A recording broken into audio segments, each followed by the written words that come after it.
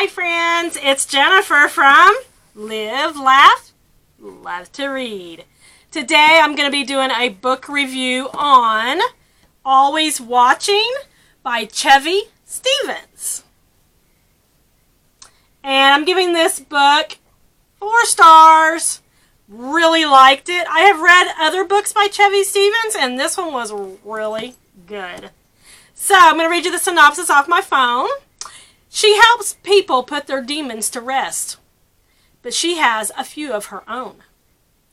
In the lockdown ward of a psychiatric hospital, Dr. Nadine Lavoie is in her element. She has the tools to help people, and she has the desire. Healing broken families is what she lives for.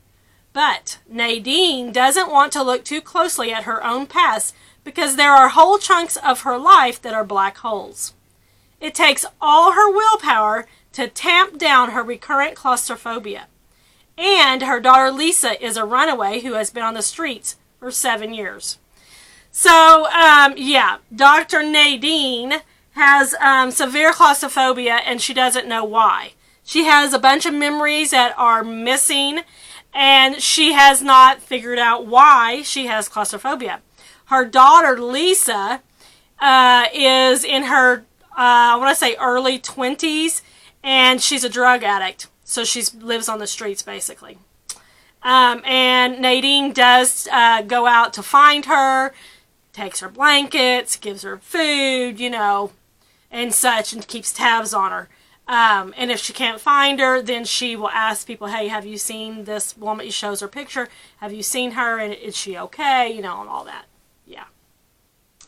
When a distraught woman, Heather Simmons, is brought into the psychiatric intensive care unit after a suicide attempt, Nadine gently coaxes her story out of her and learns of some troubling parallels with her own life.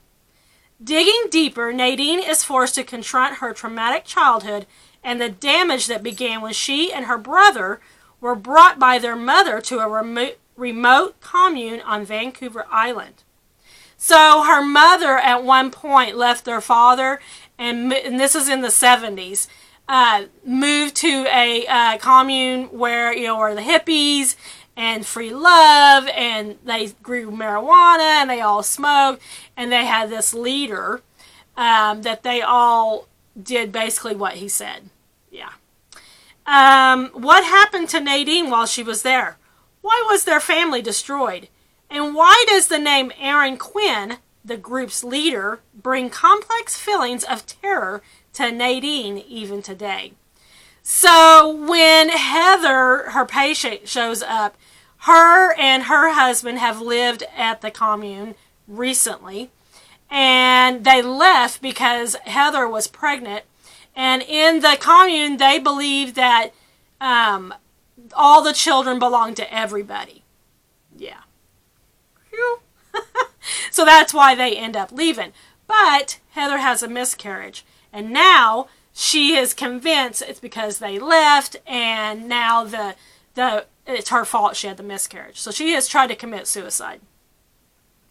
And Nadine, it just happens when she starts talking to her, she realizes it's the same commune that her and her brother and her mother lived in the 70s for just about 9 months. They didn't live there very long.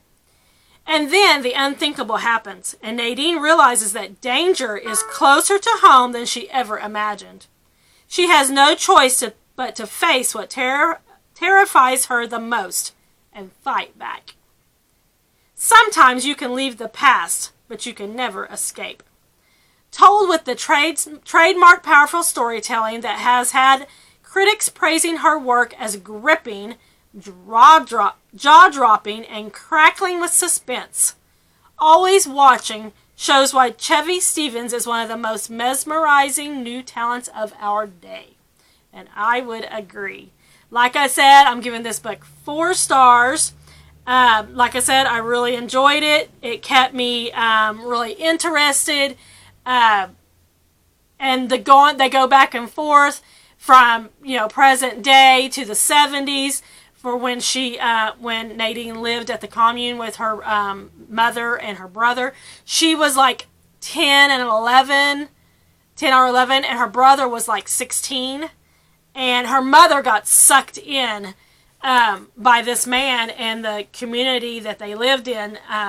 And, you know, typical commune where they grow their own food, they grow their marijuana, they all smoke it. They do like the sweat lodge where the leader has convinced them that they need to go in and do this, you know, where they don't eat for 10 days, and then they actually start having hallucinations and such.